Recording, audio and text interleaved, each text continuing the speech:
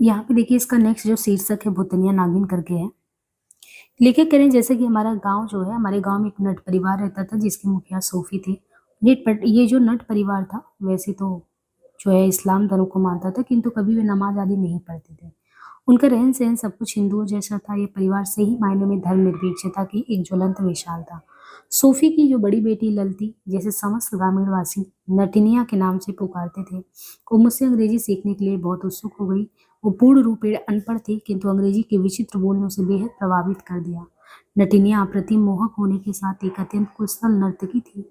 उन दिनों भर यानी वो जो है उन दिनों दिन भर मजदूरी करने के बाद दलित प्राय विभिन्न गांव में ढोल की थाप पर लोक गायन के साथ अपनी थकान मिटाया करते थे। ढोल चाहे किसी गांव में बजे, उसकी ध्वनि सुनते ही नटनिया जहां भी हो थिरकने लगती। नाचना किसी से सीखा नहीं था, किंतु उसे देखते ही ऐसा लगता था कि मानो वो नाचती ही पैदा हुई थी। उसके अंग प्रत्यंग नृत्य कला के कलपुर्जे जैसे लगते थे।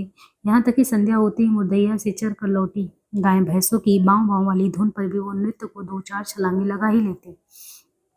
हम जब मुरदैया पर गोरू चराने जाते, नटिनिया अपनी झोपड़ी से निकलकर हमारे बीच आ जाती और सबके साथ लखनी, ओल्हा पाती, चिलिया चिल्होर आदि सारे खेल खेलती। इन सबके अंत में हम प्राय अपनी गोरू हाँकने वाली लाठियों को किसी मेड़ या झाड़ी से ओट गाकर दो सूखी लकड़ियों से लाठी पर नगाड़ी की तरह बजाना शुरू कर देते, जिसके साथ ही शुरू हो जाती थी नटिनिया की अनोखी नृत्य कलाएं। कहते हैं शायद दुनिया की वो पहली नर्तकी थी जो मेरी जैसे नौसिखिए लठवादुक की लक्कड़ ध्वनि पर किसी शमशान में यूं ही नाचने लगती। कालांतर में नृत्य कला में उसकी स्वाभाविक सहजता ने उसे बदनामी का शिकार बना दिया। मैं जब भी शाम के समय स्कूल से लौटते हुए मुदैया से गुजरता हूँ, झोपड़ी से निकलकर रास्ते में अपने अंकवार दोनों बाहों में समा जाने वाले किसी पेड़ के तने को जकड़ लेती और अपने मुंह को निरंतर कभी दाएं तो कभी बाएं घुमाते हुए मुझसे कहती, हो मुंह के अंग्रेजिया पढ़ाओ रे बाबू। वो ऐसा कहते हुए एकदम दीनहीन हो जाती। मैंने शुरू में उसे चिकनी जमीन पर कपड़े से लिखकर कुछ अक्षर सिखाने की कोशिश की, किंतु उसके पल्ले कुछ भी नहीं पड़ता। एक दिन वो आवा से निकला हुआ नया थपुआ लेकर आई। उस समय घर की छवाई के लिए कुम्हार गांव में ही मिट्टी से थपुआ यानी टाइल पात कर आवा में आग से पका लेते थे। वो कहने लगी कि मैं दुधिया से थपुआ पर लिखकर पढ़ाऊं। मैं वैसा ही करने लगा। ABCD तो उसने पहले ही दिन रट लिया था, किंतु लिखना असंभव हो गया। मैं उसके हाथ में दुधिया पकड़वा कर लिखवाता, किंतु जब वो स्वयं लिखती थी तो उसका हाथ कांपने लगता। शीघ्र ही उसके कांपते हाथ नाचने की मुद्रा में आ जाते। वो मेरी बिकट शिष्या थी। तमाम कोशिशों के बावजूद मैं उसे लिखना नहीं सिखा पाया। तब वो इस बात पर जिद करने लगी कि वो अंग्रेजी बोलना सीख जाए। उसने मुझसे पहला अंग्रेजी अनुवाद पूछा, पिपरा पे गिधवा बैठल हुए। मैंने उसे बताया, वुल्वर और sitting on the people tree. ये वाक्य उसे इतना भाया कि उसने इसे तुरंत रट लिया और यही वाक्य उसके जीवन का तकिया कलाम हो गया। वो जब भी मुझे देखती वुल्वर्स और sitting on the people tree से मेरा स्वागत करती। इतना ही नहीं, वो किसी अन्य से भी बातें करते समय इन्हीं जुमलों को दोहराती। किंतु सबसे मजेदार बात यह थी कि वो जब भी उनके धुआं वाले पीपल जो उसकी झोपड़ी से मुश्किल से 200 कदम दूर थे के पास होती, जोर जोर से चिल्ला कर कहती, vultures are sitting on peepal tree. Britannia की विचित्र बोली शैली में बोले जाने वाले इस वाक्य ने शीघ्र ही गांव में कौतूहल के साथ कोहराम मचा दिया। मेरे घर वाले मुझे कहने लगे, ये तो वरिया निकल गए, अतः तमारा हो गया। मेरे लिए एक नई मुश्किल थी। वह हमेशा अपनी उसी स्वाभाविक मुद्रा में किसी पेड़ को अंकुआर भरकर दाएं मुंह फेरती हुई मेरा रास्ता रोक लेती और आगे कुछ और सिखाने की विनती। मैंने उसे अनेक छोटे छोटे वाक्यों वाला अनुवाद सिखाया, किंतु गिद्धों वाला वाक्य उस पीपल के पेड़ से उतरकर उसके मस्तिष्क में हमेशा के लिए छा गया। बात की बात वो उसी को दोहराती। उसके द्वारा बार बार दोहराए जाने वाले इस वाक्य ने मुझे दलित बस्ती का सबसे बड़ा आवारा बना दिया। अब यहाँ पे भूतनिया नागिन जो है, इस शीर्षक में इन्होंने शुरू से ही किसकी बात की थी? उस नट परिवार की जिसकी मुखिया सोफी थी और ये इस्लाम धर्म से संबंधित परिवार था। और इनके अलावा जो है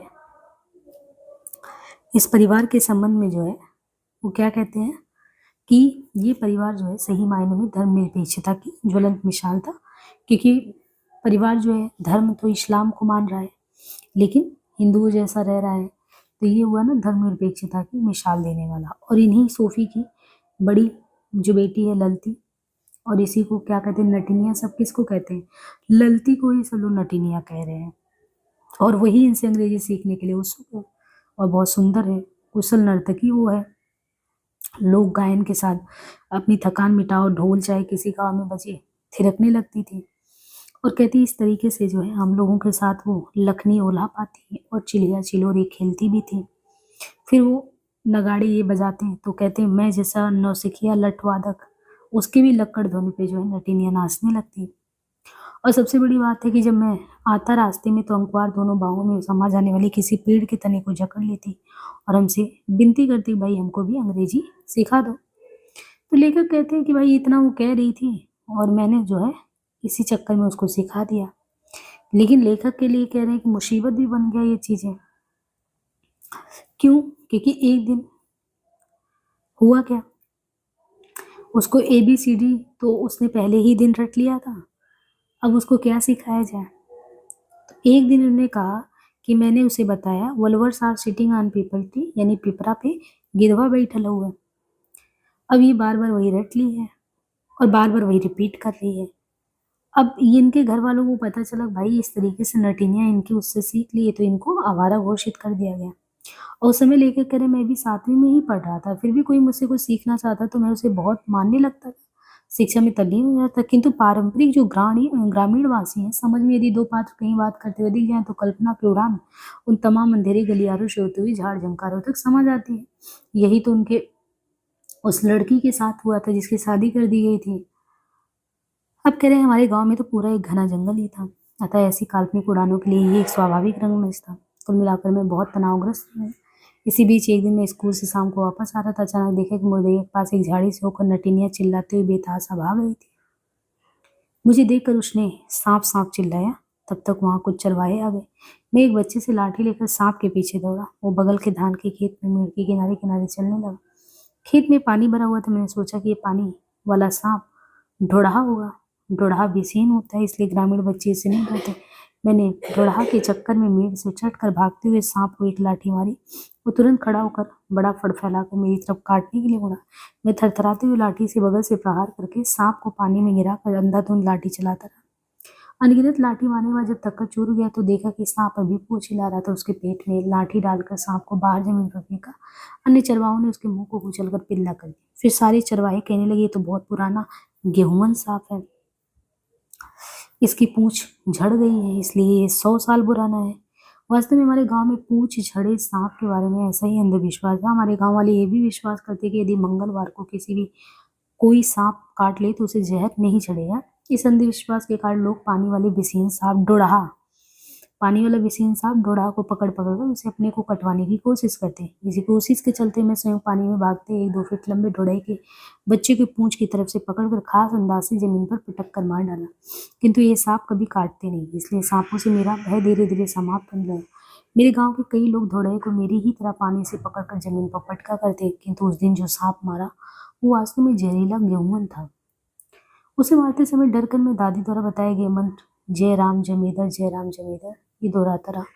मरे सांप को वहीं छोड़कर हम अपनी दलित बस्ती में आ गए। कुछ देर बाद सांप मारने की कहानी बस्ती में फैल गई। लोग कहने लगे कि वो मुर्दैया का बहुत पुराना भूत था, इसलिए उसकी पूंछ झड़ गई थी। मेरे गुस्से लंगर चाचा कहने लगे लो भूत नाग के रूप में घूमते हैं और उन्हें कोई मार दे तो भूतनी नागिन बनकर मारने वालों को फोटो खींच लेती है। ये सब हम लोग बचपन में सुने होते हैं। फिर कहते हैं और वो 12 वर्ष तक जो है बदला लेने के लिए घूमती रहती है। वे गालियां बरसाते हुए कहने लगी भूतनी नागिन जो है कभी ना कभी जरूर बदला लेगी तुमसे। पूरी बस्ती में नागिन की ऐसी चर्चा। मेरी सबसे बड़ी मुसीबत ये देखी, घर वाले कहने लगे कि नटिनिया के चलते इस नाग को इसने मारा है। इस बीच गांव की विचित्र महिला सोमरिया ने रहटा जलाकर उस मरे गहुमन को एक मोटे डंडे से लटकाकर उसका एक हड़िया तेल निकाला। गांव में किसी को कैसा भी फोड़ा हो उस पर सांप का तेल लगा देने से शीघ्र ही ठीक हो जाता है, इसलिए प्राय लोग सांप का तेल घर में रखते हैं। क्योंकि मैंने सांप को मुर्दैया पर मारा था, इसलिए अफवाहों और अंधविश्वासों का बाजार जो है काफी गर्म था। इसलिए नागिनों की बदला लेने वाली कला से नग्गर चाचा बड़े आतंकित। मुझे घर के दालान में अन्य लोगों के साथ सोने से मना कर दी। उनका विश्वास था कि नागिन बदला जरूर लेगी। इस प्रकरण में मेरे साथ नटिनिया भी नाहक में नग्गर चाचा की भद्दी भद्दी गाली का शिकार हुई। हमारे घर के अंदर एक ऐसा कमरा था जिसमें भैंस बांधी जाती थी, इसको भैंसौर कहते थे। ऐसे ही एक बड़ा कमरा बैलों के बांधने का होता है जिसको बरदौल कहते हैं। अंततोगत्वा भैंस वाले कमरे में मेरी चारपाई लगा दी गई। वास्तविकता ये थी कि कमरा छोटा था। बधी हुई भैंस के पास मुश्किल से चारपाई अंटी थी। मैं वहीं सोने लगा। भैंस अक्सर मच्छरों से बचने के लिए अपनी पूंछ को हिलाते हुए कभी कभी मेरे ऊपर मार देती थी। मैं अचानक ये सोचकर भयाक्रांत हो जाता कि नागिन बदला लेने आ गई। अब ये कह रहे हैं लेखक कि उस चक्कर में जो है बरदौल था, भैंसौर था घर में, और इनको सोने के लिए कहाँ व्यवस्था कर दी गई? वही भैंस वाले कमरे में, भैंसौर में, कि अगर बदला लेने भी आए तो कम से कम ये रहे। मेरे जीवन का कहते हैं एक अनोखा दौर था, और ये वही भैंस थी जिसकी पीठ पर मैं चढ़कर मैं मुर्दैया भी जाया करता था। वो किसी मानव की अपेक्षा कहते हैं मुझसे ज्यादा घुली मिली थी। सवेरा होते हुए प्राय चारपाई से बाहर लटकी मेरी बाह को फू फू करके चाटने लगती। संभवतः मुझे जगाने का उसका यही अंदाज था। इस संदर्भ में याद आती है तरवा गांव की मेरी चचेरी मामी धनवंती। ये कहते हैं उनके बेटे लखन, उनका गौना हो गया था, किंतु उनकी पत्नी मोटी थी, इसलिए वो उसे विदा कराने नहीं जाता था। धनवंती मामी उसे ये कहते हुए हमेशा कोसती रहती, भई जैसे नेकर मेहरारू नैहर में पड़ल ही और ही यहर वहर लोहेड़वा बानी की घूमेला। संभवतः धनवंती मामी की पतोह से बेहतर थी मेरी वो साक्षात भैंस। इस प्रक्रिया में नाग नागिन की कहानी ने मुझे घोर अंधविश्वासी बना दिया। स्कूल के संस्कृत पंडित जी के कहने पर शेरपुर कुटी पर लगे एक मेले से मैंने 4 आने की एक छोटी सी गीता खरीदी। अब यहाँ ध्यान रखना, लेखक ने कहा था मैंने एक छोटी सी एक क्या गीता खरीदी थी। संस्कृत के जो पंडित जी हैं उन्होंने कहा था, क्योंकि इनको भी भरोसा एकदम दिला ही दिए थे कि वो बदला लेने आएगी तो फिर क्या होगा। कहते रोज वो कर उस भैंसौर से उठने के बाद मैं गीता से 5 श्लोक पढ़ लेता और आश्वस्त हो जाता कि अब नागिन पास नहीं आएगी। यह तक कि इस बार में जब भी मुर्दैया पर गोरू चराने जाता था तो लेखक कह रहे हैं, यहाँ थोड़ा बंद हो जा रहा है बार वक्त है, और तो इस तरीके से कहते हैं ना कि मैं गीता से 5 श्लोक पढ़ लेता, आश्वस्त हो जाता। गीता साथ में होती,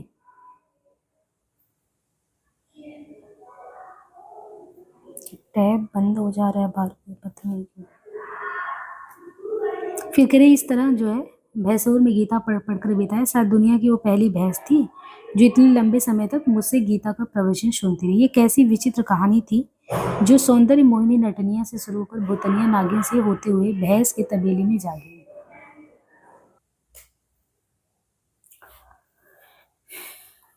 यहाँ तक कि ये कह रहे हैं कि यहाँ तक कि इसके बाद में जब भी मुर्दैया पर गोरू चराने जाता, गीता हमेशा साथ रहता था। इस तरह मैंने घर से हमेशा के लिए भागने से पूर्व 3 साल से भी ज्यादा का समय उसी भैंसौर में गीता पढ़ पढ़ कर बिताया। शायद कहते हैं दुनिया की वो पहली भैंस थी जो इतने लंबे समय तक मुझसे गीता का प्रवचन सुनती रही। एक ऐसी विचित्र कहानी थी जो सौंदर्य मोहिनी नटनिया से शुरू होकर भूतनिया नागिन से होते हुए भैंस के तबेले में जा गिरी। गांव वाले ठीक ही कहते थे। क्या कहते थे गांव वाले? कह रहे कहते थे करिया अक्षर भैंस बराबर। इतना ही नहीं, आज मुझे ऐसा प्रतीत होता है कि 400 साल पहले जब शेक्सपियर ने अपना विश्व विख्यात नाटक एंटोनी एंड क्लियोपेट्रा लिखा तो शायद उसे मेरे ही गांव वाले जैसे लोगों से नाग नागिन की प्रेरणा मिली हुई। अन्यथा एंटोनी द्वारा अपनी ही तलवार से आत्महत्या के बाद उसकी चहेती मिस्री रानी क्लियोपेट्रा किसी सपेरे की नागिनों से अपने को डसवा कर क्यों मरती? कहते हैं कि इस प्रकरण के दौरान देखें तो इस प्रकरण के दौरान हमारे प्रसिद्ध चौधरी सोमर चाचा बुरी तरह बीमार पड़ गए।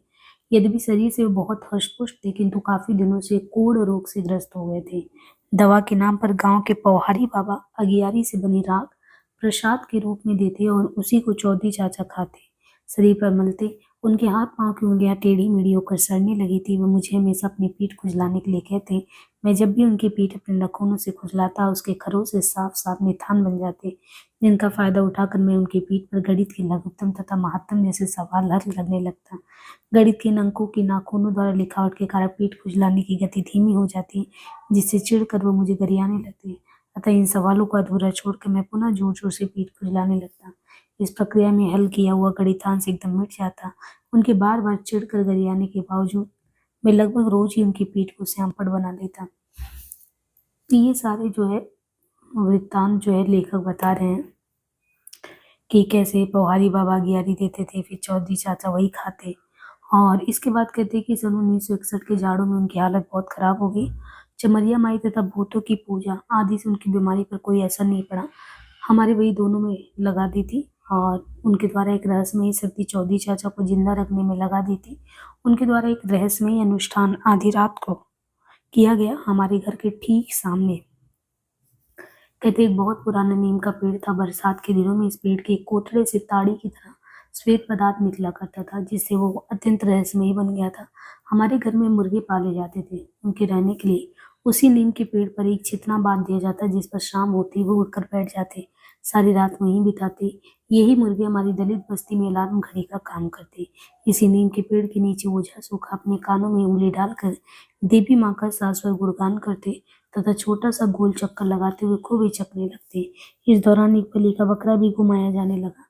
इस प्रक्रिया के 7 बार पूरा होने के बाद इन तांत्रिकों ने जोर से खून खून चिल्लाया और शीघ्र इन अंकर चाचा के बड़े बेटे बल्ली भैया ने गड़ासे की एक ही वार से घुमाए जा रहे बकरे का सिर धड़ से अलग कर दिया।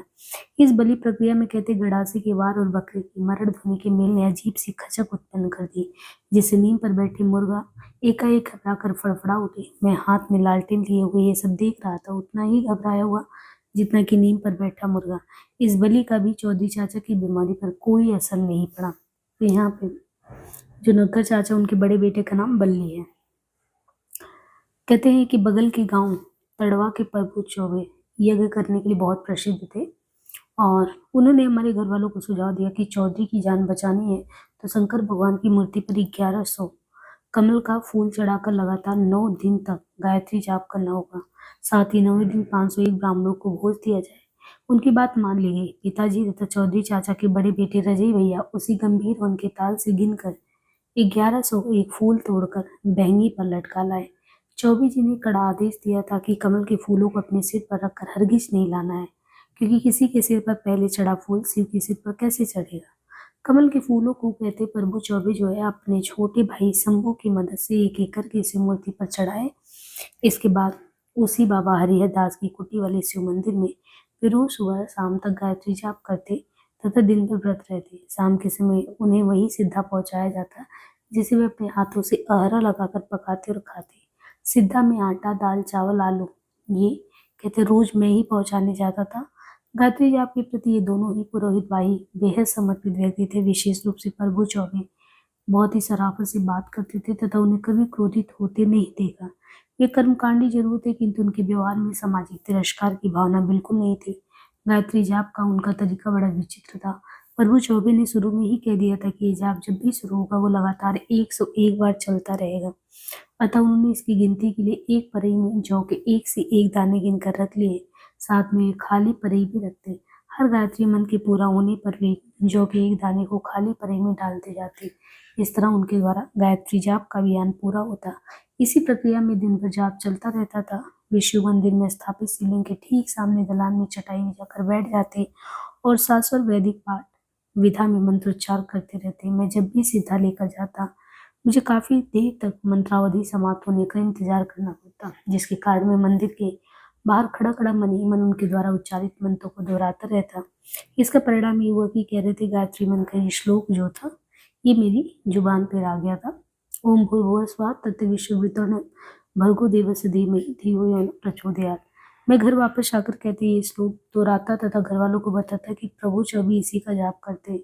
मेरे द्वारा मंत्र उच्चारण से घर वाले हैरत में जरूर पड़ जाती, किंतु दादी कहती बभनन का नकल मत करा तो के पाप पड़ी। दादी की इन बातों से मेरे मन में बड़ा डर होता। गायत्री जाप के 9वें दिन 501 ब्राह्मण की दावत उसी मंदिर में होनी थी। प्रभु चौबे पहले ही से कह रहे थे कि दावत के बाद हर ब्राह्मण को दक्षिणा में कम से कम 1 पैसा लाक्षणिक रूप से देना चाहिए। अतः मुझे जब भी दुकान या बाजार भेजा जाता है, कन्नी भौनी और चौनी वाले सिक्कों को मैं दुकानदार को देकर फुटकर में तांबे वाला 1-1 पैसा मांगता। ये बड़ा वाला 1 पैसा डब्बल कहलाता था। इस तरह हमने उस 9 दिन के अंदर 501 डब्बल इकट्ठा किए। तो यहाँ पे उस जो यज्ञ था तो उसमें लेखक कह रहे हैं कि मुझे तो गायत्री मंत्र याद हो गया था, लेकिन दादी कह रही थी कि उस चीज़ को मत करो। और फिर क्योंकि गायत्री मंत्र के 9वें दिन 501 ब्राह्मण को दावत देना था और उनके लिए ये भी था कि दक्षिणा का प्रबंध 1-1 पैसा करना था, तो वही कह रहे थे कि जब भी बाजार जाते कन्नी धोनी या चौनी वाले सिक्के को दे के फुटकर में तांबे वाला 1 पैसा ले लेता। और इस तरह हमने 9 दिन के अंदर 501 डब्बल इकट्ठा किए और इस तरीके से जो है गायत्री जाप के दौरान घर का कोई अन्य व्यक्ति मंदिर में नहीं जा सकता था, किंतु ब्राह्मण भोज के दिन वहाँ सबको रहना था। भोज में कह रहे थे पूड़ी, आलू, कौड़ी की सब्जी, ये सब लड्डू, दही, इसका इंतजाम था। सारा भोज कह रहे थे पदार्थ मंदिर पर एक ही हलवाई ने तैयार किया। हमारे गांव के आसपास के दर्जनों गांव के ब्राह्मणों को घर वालों ने हाथ जोड़ जोड़कर भोज में आने का निमंत्रण दिया। चूंकि हमारे चौधरी चाचा की 12 गांवों में बड़ी इज्जत थी, इसलिए सैकड़ों की संख्या में ब्राह्मण उस भोज में आए। हमारे गांव के ब्राह्मणों को तो झारा नहीं होता था, अर्थात हर घर के सभी सदस्यों को निमंत्रण। कुल मिलाकर 501 से ज्यादा ही ब्राह्मण भोज में आए। जिस दिन ये भोज था उस दिन घर में उत्सव सा माहौल था। शादी विवाह जैसे अवसरों वाली खुशी छाई हुई थी। परिवार के सभी लोग नहाते धोके मंदिर जाने की तैयारी करने लगे। अचानक नगर चाचा ने आदेश दिया कि मुझे छोड़कर अन्य सभी लोग मंदिर जाएंगे। ऐसा सुनकर मैं धराशायी हो गया। मैं कुछ बोल ही नहीं पाया। घर के सभी लोग मंदिर की तरफ चल पड़े और मैं उन्हें जाते देखता रहा। बात समझ में आ गई थी।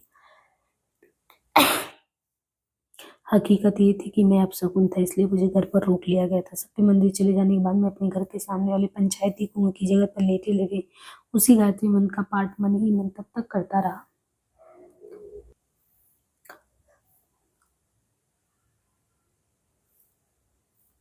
जब तक कि देर रात के सभी लोग ब्राह्मण भोज से वापस नहीं आ गए। घर वालों से ही पता चला कि भोज के बाद ब्राह्मणों ने चौधरी चाचा की बहुत जयकार की थी तथा प्रभु चौबे ने पूछा था कि सिद्धा पहुंचाने वाला लड़का आज क्यों नहीं आया। अंततोगत्वा गायत्री जाप तथा ब्राह्मण भोज से चौधरी चाचा की बीमारी पर कोई असर नहीं पड़ा। जाहिर है ये सब अंधविश्वासों का खेल था। शीघ्र ही हफ्ते भर के अंदर चौधरी चाचा की मृत्यु हो गई। उनकी मृत्यु का समाचार चारों तरफ गांव में फैल गया। सैकड़ों की संख्या में लोग हमारे घर पर इकट्ठा हुए। घर की औरतों ने बेताता विलाप करते हुए चौधराइन चाची की चूड़ियां लोढ़े से मारकर फोड़ दी। चूड़ियां फोड़ना भविष्य में एकाकी जीवन का प्रतीक था। चौधरी चाचा का गुणगान इकट्ठा हुए लोग कर रहे थे। 12 गांव के चौधरी होने के कारण उनकी न्यायिक भूमिका निश्चित रूप से बेजोड़ थी। वे निष्पक्ष होकर फैसला सुनाते। एक बार दलित बस्ती का कोतवाल नामक दलित अपनी झोपड़ी को ब्राह्मणों द्वारा जला देने की गुहार लेकर दौड़ता हुआ हमारे घर आया। चौधरी चाचा ने सभी दलितों को आदेश दिया कि तुरंत उन ब्राह्मणों पर हमला बोल दिया जाए। हमारे घर के सभी लोग लाठियां लेकर दौड़ पड़े। बस्ती की औरतें अपना वही पुराना तैयार गाय बैलों की फसलियां तथा बियाना की हाड़ियां। तो यहाँ पे स्त्रियां क्या चीज लेके दौड़ती थी ये भी बताए हैं कि एक बार दलित बस्ती का कोतवाल दलित जो था उसकी झोपड़ी को ब्राह्मणों ने आग लगा दिया तो सब लोग जो है उन पे हमला बोले। तो स्त्रियां गाय बैलों की फसलियां तथा बियाने की हाड़ियां ये लेकर जंग के लिए निकली। उस दिन कहते हैं बहुत बड़ा खून खराबा हो सकता था। ब्राह्मण बहुत डरे हुए थे। वो चिल्ला चिल्ला कर कह रहे थे कि उन्होंने कोतवाल की झोपड़ी नहीं जलाई। इस बीच कोतवाल के पड़ोसी ने ही बता दिया कि कोतवाल का अपने जमींदार से मजदूरी को लेकर गाली गलौज हुआ था, किंतु उनकी झोपड़ी ब्राह्मणों ने नहीं बल्कि उसने स्वयं जलाकर ब्राह्मणों से बदला लेना चाहा। इस तथ्य का रहस्य खुलते ही चौधरी चाचा का आदेश था। ऐसी थी चौधरी चाचा की न्यायप्रियता। उनके ही कहने पर हमारे घर में हमेशा एक नया कांसे का लोटा, पीतल की बाल्टी तथा डोर अलग सुरक्षित रखी जाती है, ताकि यदि कोई सवड़ प्यासा बस्ती में आ जाए तो कुएं से स्वयं पानी निकाल कर पी सके।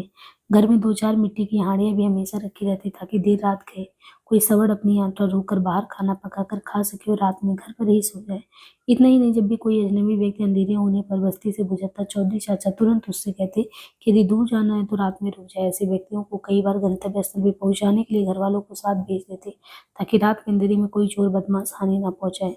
इन सब बातों को लेकर चौधरी चाचा की बहुत मान्यता थी। यही कारण था कि बहुत बड़े पैमाने पर लोग उनकी मृत्यु पर हमारे घर इकट्ठे हुए। चौधरी चाचा गुरुमुख नहीं थे, इसलिए श्री नारायण पंथ वाला कोई कर्मकांड उनके साथ नहीं जोड़ा था। कोई गाजा बाजा भी नहीं था, किंतु वही बरहलगंज वाला मंकिया डोम अपना युद्ध उन्मादी सिंगा लेकर आदम का। वो बेहद तीव्र ध्वनि के साथ सिंगा बजा रहा था। सिंगा बजाते समय उसका रौद्र रूप देखने में ऐसा लगता था कि मानो वह स्वर्ग का फाटक खोलने के लिए देवराज इंद्र को फरमान जारी कर रहा है। जाहिर है कुछ दिन पूर्व बंकिया किया डोम मंदिर पर संपन्न ब्राह्मण भोज में भी आया था और तृप्त होकर सिंगा बजाते वापस गया था। किंतु चौधरी चाचा की मृत्यु के दिन वह निस्वार्थ भाव से रणभेरी बजा रहा था।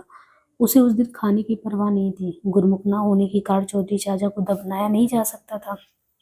मतलब गुरुमुख नहीं थे इसलिए उनको दफनाया नहीं जा सकता था। और कहते कि इसलिए उन्हें गाजीपुर जिले में स्थित बहती गंगा में जल समाधि देने का निर्णय लिया गया। गाजीपुर की गंगा हमारे गांव से करीब 45 किलोमीटर दूर थी। हमारे उस पूरे इलाके में बेलाकोटा नामक गांव के कंतिया पासी का एक बहुत मशहूर इक्का था, क्योंकि उसका घोड़ा बड़ा फैतूनी था। ऐसा ही लोग कहते थे। इलाके का कोई भी मानिंद मर्दा कंतिया पासी का घोड़ा लाश लेकर सरपट को हमेशा तैयार रहता। गंगा में जल समाधि के निर्णय से हमारी मुर्दैया एकदम उदास पड़ गई थी, क्योंकि उस दिन उधर कोई नहीं था। तो यहाँ पे बता रहे हैं कि इनके जो चौधरी चाचा वो गुरुमुख नहीं थे। श्री नारायण पंथ वाला कोई कर्मकांड इसीलिए उनके साथ नहीं हुआ, लेकिन वहां पे बरहाल वाला वो बंकिया डोम आ गया था और वो सिंगा बजा रहा था। बाकी कहाँ पे, क्योंकि इनको दफनाया नहीं जा सकता था और गुरुमुख नहीं थे इसलिए। तो फिर उनको गाजीपुर ज़िले में स्थित जो बहती गंगा है जो है उसमें समाधि के लिए 35 किलोमीटर दूर उनके गाँव से था। और वहाँ तक जाते कैसे? तो इलाके में बेलाकोट नामक गाँव के कंतिया पासी का एक एक्का मशहूर था, वो ले जाने के लिए तैयार था। कहते सारी भीड़ हमारे दरवाजे पर थी। इस गहमा-गहमी के दौरान एक्के में नदा कंतिया पासी का घोड़ा हिनहिनाते हुए घर पर दाखिल हुआ। एक्के के पीछे चौधरी चाचा की लाश बाँधी गई। जिस समय लाश बाँधी जा रही थी उस समय घर की औरतें बड़ी तेजी से चिल्ला रही थी। विशेष रूप से चौधराइन चाची छाती पीट-पीट कर रुदन गाय के लहजे में करा उठी। हमरे रजवा के कहवा लेवल जात हुआ हो घोड़ा बिरना। और एक्का के पिछले हिस्से में दोनों पहियों के पास बांस की केन में लाल झंडियां फहराकर बांधी गई थी। इन झंडियों से बंधा एक्का महाभारत के रथ जैसा दिखाई दे रहा था। एकाएक जोर का शोर मचा और चौधरी साहब की जय तथा बिलखती औरतों के क्रंदन के बीच बंकिया डोम का सिंगा चिंगाड़ उठा। देखते ही देखते कंतिया पासी ने घोड़े पर जोर का चाबू लगाया और कंचिया पांग ठंडी पर पड़ी धूल उड़ाता हुआ गाजीपुर की गंगा की तरफ दौड़ पड़ा। नग्गर चाचा तथा चौधरी चाचा के बड़े बेटे रजई भैया लाश के साथ गए और उन्होंने गंगा के बीच धारा में एक नौका के माध्यम से लाश के साथ कुछ भारी भारी पत्थर बांध कर उसे डुबो दिया। उस समय गंगा में ऐसे ही जल समाधि दी जाती थी। अपनी तेज रफ्तार के कारण कंतिया पासी का एक का लाश ढूंढने के लिए विख्यात था। उसकी चाल से ही लग जाता था कि असली मुक्तिदाता गंगा नहीं बल्कि वो घोड़ा था। मृत्यु के तीसरे दिन संस्कार को घाट नहाना कहते हैं। और इस तरह उस दिन पुनः 12 गांव के सैकड़ों लोगों ने पत्तों में सिर के पोखरे में नहाकर छटंकिया नाई से सिर मुड़वाया तथा घर आकर बहुरी खाया। 13वें दिन बहुत बड़ा मृत्यु भोज हुए। इलाके के सैकड़ों लोग मृत्यु भोज में सिद्धा लेकर आए। अर्थात मृत्यु भोज में खर्च होने वाला सारा राशन पानी पंचों ने उठाया। उस दिन बंकिया डोम के साथ साथ इलाके के अनेक दफलची ढोल नगाड़े वाले आए। कभी काजी नजरूल के शब्दों में आकाशे दमामा बाजे वाली स्थिति थी। घंटों तक डफले नगाड़े बजते रहे। भोज के बाद इनकी ध्वनियां और तेज हो गई। वहाँ कोई नृत्य का दृश्य तो नहीं था किंतु मैं बार बार सोच लेता था कि नटिनिया अपनी झोपड़ी में अवस्थित रख रही होगी। इस तरह चौधरी चाचा की मृत्यु के साथ हमारे इलाके के दलित जीवन का एक अनोखा दौर समाप्त हो गया। उसके कुछ दिन बाद उसके कुछ दिन बाद पास के ही एक गांव में गौना की बारात आई थी। बारात के साथ जो नौटंकी आई थी उसका मुख्य नचनिया ही दूल्हा था। वो रंगमंच पर साड़ी पहनकर नाचने लगा। इस बीच गांव की एक अन्य लड़की से उसकी आंखें टकरा गई। वो रात के अंधेरे में बारात को वहीं छोड़कर उस लड़की को लेकर भाग गया। रात में ही घरातियों तथा बारातियों में मारपीट की नौबत आ गई। दूसरे दिन दोनों पक्ष पंचायत के लिए हमारे घर आए। चौधरी चाचा के बिना यह पहली पंचायत थी। और कहते हैं कि मुन्नर मुन्नर चाचा ने फैसला सुनाया कि जो लड़की नचनिया दूल्हे के साथ भाग गई है उसे उसके साथ रहने दिया तथा गौने वाली लड़की को दूसरी शादी कर दी है जिसका खर्च भगोड़ा पक्ष देगा। इस तरह ये मामला हल हुआ। इस घटना के बाद कहते हैं मठिया की एक अन्य लड़की श्यामा जो हमारे ही स्कूल में 7वीं दर्जे में पढ़ती थी कि सामत आ गई। लोग कहने लगे कि वो बाल खोलकर स्कूल जाती है, बेशवा हो गई अतः उसकी पढ़ाई छुड़ा दी गई। इस बीच हमारे घर में भी कहते एक विचित्र स्थिति पैदा हुई। मेरी माँ बस्ती की किसी भी व्यक्ति से बात करते पिताजी तुरंत उनके चरित्र पर उंगली उठाना शुरू कर देते। वे माँ को बहुत बदी बदी गाली देते। उनकी गालियों से ही पता चला कि मेरे नाना का नाम सरजू था।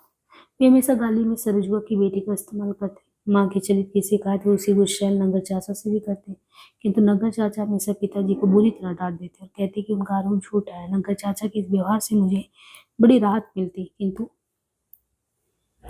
पिताजी एकदम चित्त विक्षेपी हो गए थे। वे अक्सर माँ को फरुई से मारने लगते। फरुई का इस्तेमाल खेत में क्यारी बनाने के लिए होता।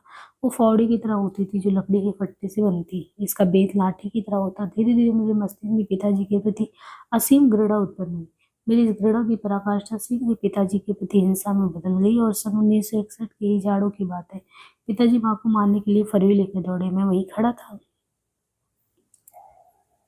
मैंने बहुत जोर से पिताजी को एक तमाचा मारा। उन्होंने मुझे उलट कर वैसे ही मारा। उनका तमाचा इतना जोर का था कि मैं कुछ देर के लिए चौधिया सा गया। मुझे कुछ पल के लिए कुछ भी दिखाई नहीं था। मुझे ऐसा लगा कि मानो मैं अंधा सा हो गया। किंतु इस घटना का परिणाम ये हुआ कि आगे पिताजी माँ को मारने से घबराने लगे। बस्ती के लगभग सभी लोगों ने मुझे सही ठहराया। आगे चलकर पिताजी की प्रति मेरी घृणा विकराल रूप लेती चली गई। उसी समय स्कूल में कुछ नए कमरे बनाए जा रहे थे। स्कूल से थोड़ी दूर पर ईंट का भट्टा था जहाँ से ईंटें लाकर इमारत बनाई जा रही थी। मेरे पिताजी कहते हैं कि स्कूल बनाना पुण्य का काम है, इसलिए वे अक्सर हलवाई बंद कर उस भट्टे से सिर पर ईंटें लाद कर स्कूल में रख देते। वे मिट्टी का गारा भी बनाते, पूरा दिन इन्हीं कामों में बिना किसी मजदूरी के लगा देते। उनका ऐसा व्यवहार बहुत परोपकारी था, किंतु माँ की प्रकट से घृणा मेरे अंदर बढ़ती। उनके भट्टे से ईंट ढोना तथा गारा बनाना मुझे अपने लिए अपमानजनक भी लगता, क्योंकि स्कूल के अधिकतर बच्चे उन्हें पहचानते थे। इस बात को लेकर पिताजी से मेरी खूब झड़प होती। समय ज्यों-ज्यों बीतता गया, माँ और पिताजी की लड़ाई में मैं पिताजी का दुश्मन बनता गया। और इस तरह कहते हैं कि अगला साल 1962 देश के तीसरे चुनाव वाला साल था। इसकी दस्तक से पहले ही स्कूल में एक बार फिर विकास प्रदर्शनी हुई। इस बार के सांस्कृतिक कार्यक्रम में पहली बार एक फिल्म दिखाई गई जिसका नाम चक्रधारी है। सन 1961 के नवंबर का महीना खूब जाड़ा लग रहा था। स्कूल के आसपास के दर्जनों गांव से सैकड़ों लोग फिल्म देखने आए। स्कूल के सामने मैदान में बड़े से आमपट की तरह सफेद पर्दा लगाया गया था, जिस पर जनरेटर के माध्यम से फिल्म दिखाई गई। मैं उस भीड़ में काफी दूर बैठा था। जनरेटर की आवाज इतनी ज्यादा शोर मचाने वाली थी कि फिल्म का कोई डायलॉग समझ में नहीं आता।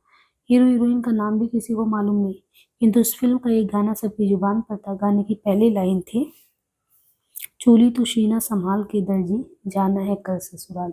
फिल्म की थीम बिल्कुल समझ में नहीं आई, क्योंकि रीलें बार बार कट जाती। अंत में सिर्फ इतना समझ में आया था कि अकाल के कारण कुम्हार की मिट्टी के बर्तन बनाने का कारोबार खत्म हो गया था। किंतु कृष्ण भगवान की पूजा से तेज बारिश हुई और कुमार के घर खुशहाली आ गई। चूंकि हमारे उस दूर दूर के इलाके में पहली बार किसी फिल्म का प्रदर्शन हुआ था, इसलिए उसकी चर्चा गांव गांव में होती। शीघ्र इलाके के लफंगे जहाँ कहीं भी किसी युवती को देखते उस गाने को दोहराने लगते। इस बीच मेरे पिताजी गृह कला से उपकर आसनसोल चले गए। वे वहाँ किसी कोयलरी में काम करने के लिए गए, किंतु मुश्किल से 15 दिन रहने के बाद उन्हें सुदेश्वर पाने की हरवाई छोड़ देने का पाप सताने लगा, और अतः अपने अंधविश्वासी ब्रह्म हत्या के पाप से बचने के लिए वे आ गए।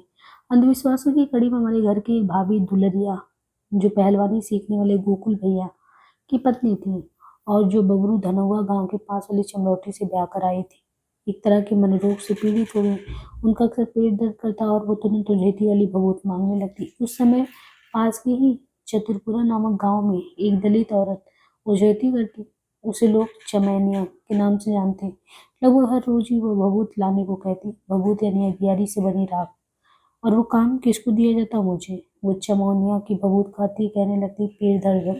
कुछ दिन तक तो मैं चमोनिया से भभूत लाकर उन्हें देता रहा, किंतु बाद में मुझे एक खुरापात सूझी। मैं घर से शाम के समय भभूत लेने निकलता और मुदैया के पास नटनिया की झोपड़ी से राख लेकर एक पलाश के पत्ते में लपेट कर कुछ देर बाद घर वापस आ जाता। इस राख को भी खाकर वो कहती, पेट दर्द ठीक हो। इसके बाद में अनगिनत बार भभूत मांगने पर उस भाभी को नटनिया की झोपड़ी से राख ला ला के देता रहा और ठीक होती। कभी कभी तो मैं घर से ही राख लेकर इधर उधर से घूम कर वापस आ जाता, जिसे खाकर वो ठीक हो जाती है। वो कहती है कि उनका पेट दर्द भूत प्रेत के कारण होता है। इस संदर्भ में मुझे याद आता है कि एक 2500 साल पुराना था बौद्ध भिक्षु, जो बीमार पड़ने पर सूअर के वध स्थल पर जाकर उसका कच्चा मांस खाता, खून पीकर कहता है कि उसकी बीमारी ठीक हो गई। उस भिक्षु के बारे में भिक्षु ने बुद्ध को बताया, जिसके बाद उन्होंने एक नियम बनाकर अनुमति दी कि बुद्धे रोग से पीड़ित भिक्षु सूअर के कच्चे मांस तथा खून का सेवन कर सकता है। इस घटना का उल्लेख विनय पटक के वैसज्य स्कंधक में किया गया है। यद्यपि भूत भूत बैताल आदि में विश्वास नहीं करता, किंतु मनोरोगियों को ठीक करने के लिए वे नियमों को लचीला बना देते हैं। इन सब घटनाओं से पूर्व सन 1961 की गर्मियों में मैं स्वयं भूतों के संदर्भ में मति विभ्रम हुआ। उन दिनों गन्ने की फसल बोई जा रही थी। जैसा कि गन्ने का कोई जो गेहूं की तरह बीज नहीं होता, उसके डंठल का ही बोझ बांध कर एक दिन पहले पानी में डुबो दिया जाता, जिससे गन्ने के पोर जहां से अंकुर निकलते मुलायम हो जाते। बोने से पहले गन्ने के 3-3 पोर वाले डंठल को गाने से काटा जाता, उसे पताड़ी कहते। दो पताड़ियों के बीच के बिना पोर वाले हिस्से को अंगरी के रूप में जाना जाता था, जिसे बच्चे बड़े चाव से चूस जाते। उस समय गन्ने की बुआई से कुछ दिन पूर्व खेतों में लेढ़ा बैठाया जाता। तो यहाँ पे ये बता रहे हैं कि जो गन्ने होते थे, वो गन्ने के 3-3 पोर वाले जो डंठल होते थे, उनको गणा से काट के उसे पताड़ी कहते थे, काटते थे। और दो पताड़ियों के बीच में कहते पोर वाला जो हिस्सा होता, वो अंगरी के रूप में होता और उसको चूसा जाता। उस समय गन्ने की बुआई से कुछ दिन पूर्व खेतों में लहड़ बैठाया जाता। हमारे गांव में गडेरियों का एक परिवार था, जो सैकड़ों की संख्या में भेड़ पालता था। गडेरिया परिवार कुछ शुल्क लेकर बारी बारी से इन खेतों में रात के समय अपनी भेड़ों को बैठा देते थे। ये भेड़ रात भर उसी खेत में रहकर मुत्ती और लेड़ी करती, जिससे खेत उपजाऊ होता। इस प्रक्रिया को लेहड़ बैठाना कहते हैं। पताड़ी जब भी बोई जाती है, गुस्सा सा माहौल होता। दलित बस्ती के अपने अपने सभी पट्टीदार उसमें सहयोग देते। बोनी समाप्त होने पर सभी हिस्सेदारों की ऊक भोज दी जाती। ऊक भोज की दावत शादी विवाह जैसी होती। ऊक भोज के पीछे मान्यता ये थी कि गन्ना जीवनदायी फसल है, इसलिए उसकी बुआई का दिन त्योहार जैसा होता। बुआई के बाद गन्ने के खेतों में पानी की बहुत ज्यादा आवश्यकता थी, किंतु सिंचाई के साधन बहुत कम थे। गांव के कुएं में एक पंडित का रहट अभी नया नया लगा था। कहते हैं रहट एक बैलगाड़ी के पहिए के बराबर बड़ी सी गद्दी होती थी, जिस पर से गुजरती हुई 50 डब्बे नुमा छोटी छोटी बाल्टियां कुएं के पानी में लटकी होती थी। इस मशीन को दो बैलों की जोड़ी के माध्यम से गन्ना की पराई करने वाले कल मशीन की तरह चलाया जाता था।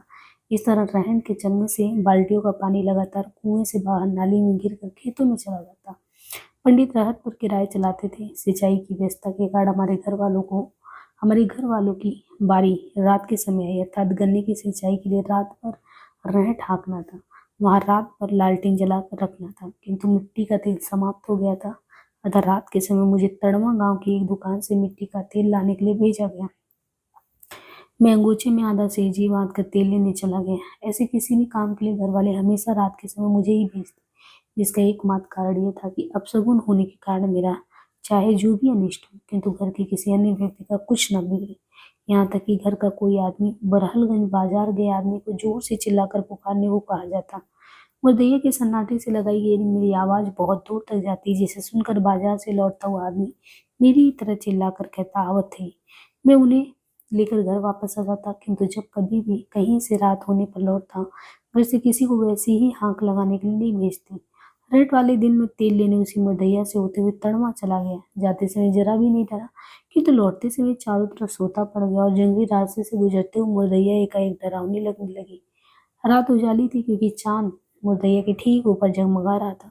कुछ दूर पीपल के पेड़ पर बैठा एक गिद्ध फड़फड़ा उठा और मैं काल्पनिक भूत की आशंका का शिकार। मैंने देखा कि ठीक मुरदैया के बीच से एक काला व्यक्ति निर्वस्त्र बैठा, वो लाठी के बराबर की ऊंचाई पर आसमान से मेरी तरफ चलता दिखाई दे रहा है। मैं जब खड़ा हो जाता तो वो आकृति आसमान में रुक जाती, और जब चलने लगता तो वो मेरी तरफ आने लगती। मैं डर कर हनुमान चालीसा पढ़ते हुए एक हाथ में मिट्टी के तेल वाली बोतल, दूसरे में लाठी को मजबूती से पकड़े हुए नटनिया की झोपड़ी की तरफ भागा। जब मैं भाग रहा था तो मेरे उठते कदमों से जोरदार धूल का झोंका भी उड़ने लगता। जैसे जैसे हाँफता हुआ मैं रहट के पास पहुंचा। मैंने इस घटना का उल्लेख किसी से नहीं किया, किंतु सुबह होने पर चमड़ी अमाई को धार को जोरा चढ़ाया।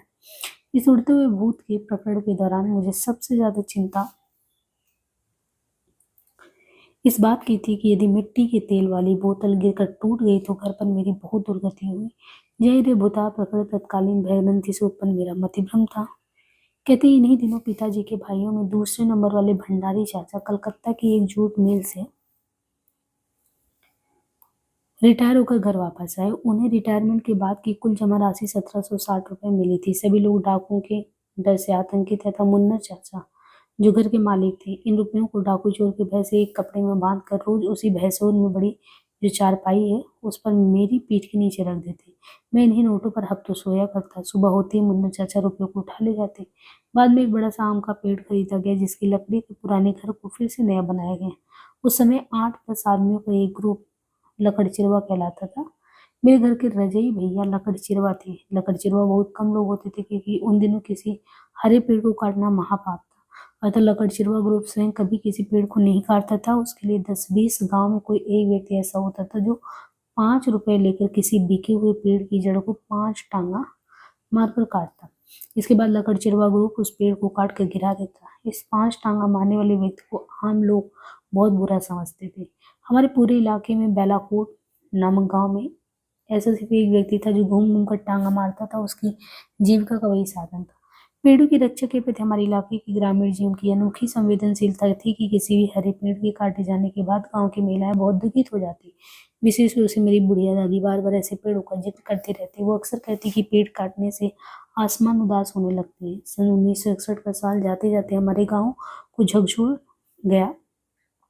हुआ ये कि मैं दिसंबर के महीने में कुल्हाड़ यानी घर के सामने जहाँ गन्ना पेरने वाली कल गड़ी हुई थी से नधे दोनों बैलों को हाँक रहा था, क्योंकि गन्ने की पिराई चल रही थी।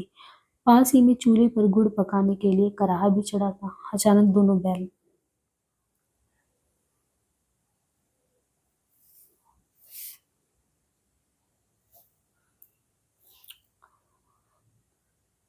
अचानक दोनों बैल जो है भाव भाव कर आधा गुड़ हलक कर चूल्हे पर गिर गया। सीगरी बस्ती वाले भुडोल भुडोल कहकर चिल्लाने लगे। गांव की अनेक झोपड़ियां गिर गई, दीवारें भी फट गई, किंतु किसी की जान नहीं गई। सन 1906 में कहते इटली में आए भीषण भूकंप के दौरान खंडरों को देखकर वहां उपस्थित रूस के महान लेखक गोको ने ठीक ही कहा था कि ऐसा लगता था कि मानो मृत पाषाण जीवित होकर प्रकृति पर मानव की विजय के विरुद्ध उससे बदला ले रहा है। सन 1962 के आते ही स्कूल तथा सभी ग्रामीण इलाकों की छटा बदलने लगी। कारण था देश का तीसरा आम चुनाव, जो फरवरी में होने वाला था। उन दिनों पार्टियों के नेता जनसभाओं पर विशेष जोर न देकर गांव-गांव घूमकर चुनाव प्रचार करते थे, जिसके कारण गांव में कहते बड़ा गर्मजोशी का माहौल था।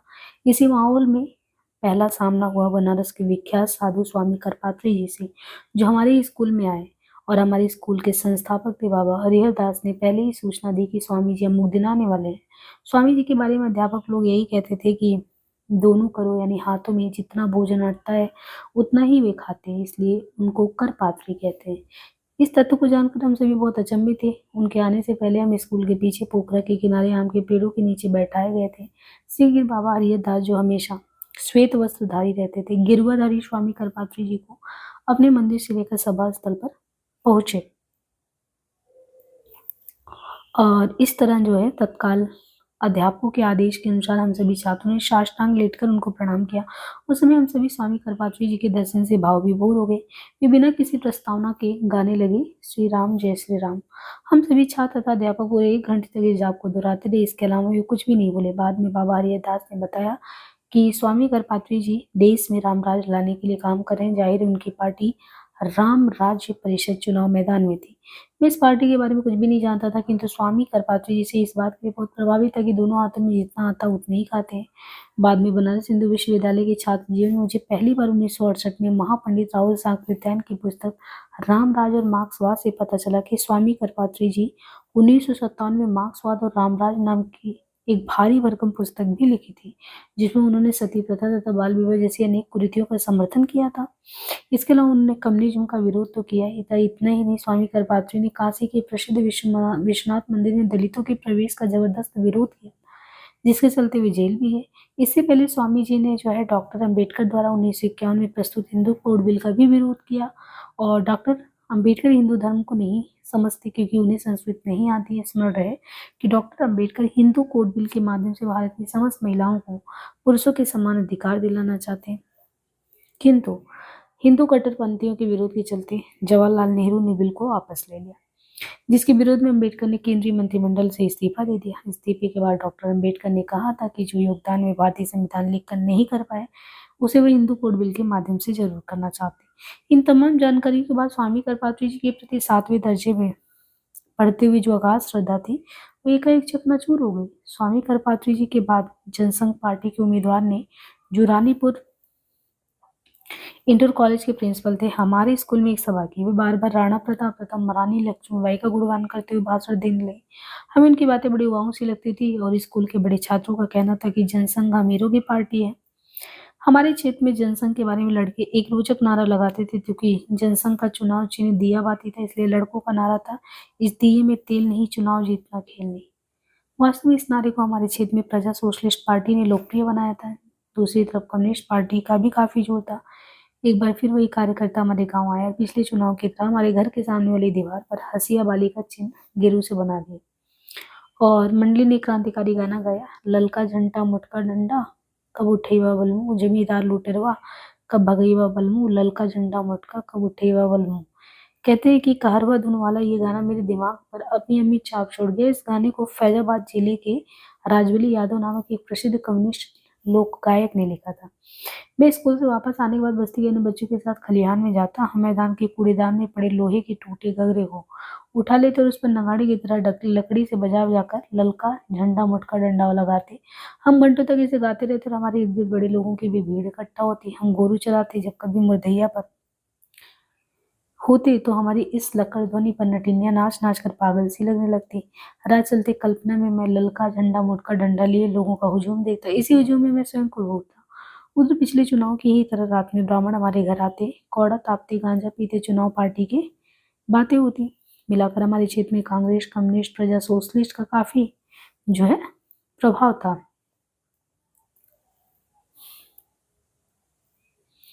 किंतु हमारे गांव में कोई जनसंघ का नाम नहीं लेता था। मतलब कांग्रेस, कम्युनिस्ट, प्रजा सोशलिस्ट तो था, जनसंघ का कोई नाम नहीं लेता था।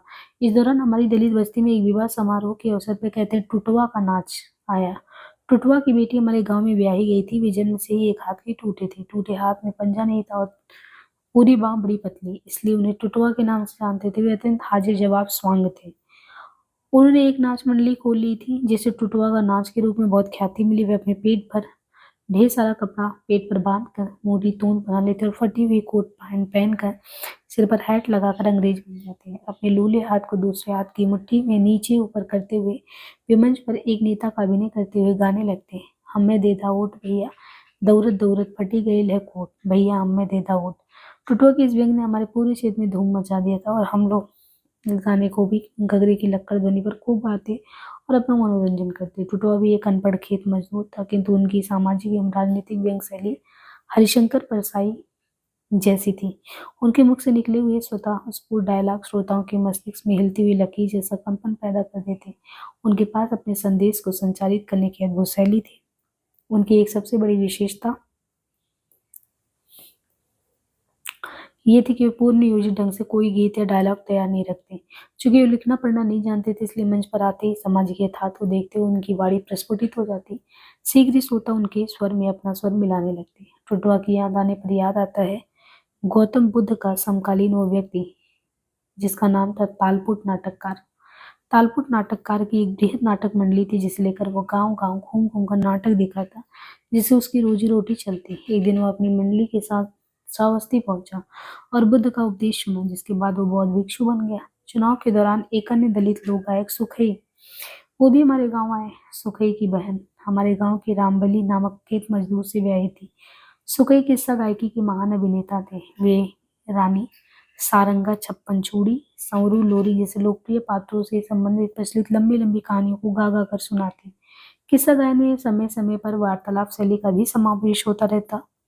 सुखई अपने आप में एक वृहद मंडली थी। नाच मंडलियों में तो अनेक कलाकार होते, किंतु किस्सा गायकी में सुखई अकेले। फिर भी किस्सा समाप्त होते तो दर्जनों पात्रों की भूमिकाएं निभा चुके होते। सुखई भी अनपढ़ खेत मजदूर थे, किंतु उनकी याददाश्त बेजोड़ थी। किसी एक कहानी को घंटों गाते रहते और श्रोता मनमुग्ध अविरल शांत मुद्रा में आंखें फाड़ फाड़ कर उनकी तरफ देखती रहती।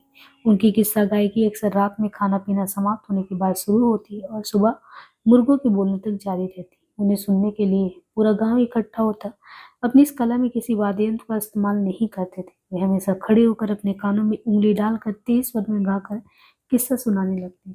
ऐसी ही गतिविधियों के बीच 1962 का आम चुनाव संपन्न हुआ और हमारे स्कूल पर हजारों लोगों का मजमा लगा हुआ था। सुबह से शाम तक चुनाव की सारी प्रक्रिया में देखता रहा। मतदान बंद होने के बाद मैं अपने पिता तथा माँ के साथ वापस घर आ गया तो पिताजी ने मुझे बताया कि बाबा हरिहर दास ने उन्हें 2 रुपया दिया, इसलिए उन्होंने रामराज को और दे दिया। रामराज का मतलब स्वामी करपात्री जी के रामराज परिषद। यदि वो मुझे कहते राजनीति का कोई ज्ञान नहीं था, लेकिन मेरे स्वाभाविक झुकाव कम्युनिस्ट पार्टी की तरफ था, विशेष तौर पे ललका झंडा मोटका डंडा वाले अमिट प्रभाव के कारण। मुझे पिताजी के 2 रुपए वाले प्रकरण से बहुत गिलानी हुई, लेकिन उनसे कुछ कह नहीं पाया। आम चुनाव के शीघ्र बाद होली का त्योहार आया। इस अवसर पर हमारी दलित बस्ती से ब्राह्मणों को एक बार जो है फिर ठनाठनी हुई। हुआ ये कि हमारी चमरोटी और जाता था। ये कार्य होलिका दहन से 1.25 महीने पूर्व वसंत पंचमी के दिन संपन्न होता है। इसके बाद रोज ब्राह्मण इधर उधर पड़ी लकड़ियां तथा झाड़ झंखाड़ उठाकर उस गड़े ऋण के इर्द गिर्द करते। इस प्रक्रिया से होलिका के दिन जलाने की लकड़ियों का बड़ा ढेर हो जाता।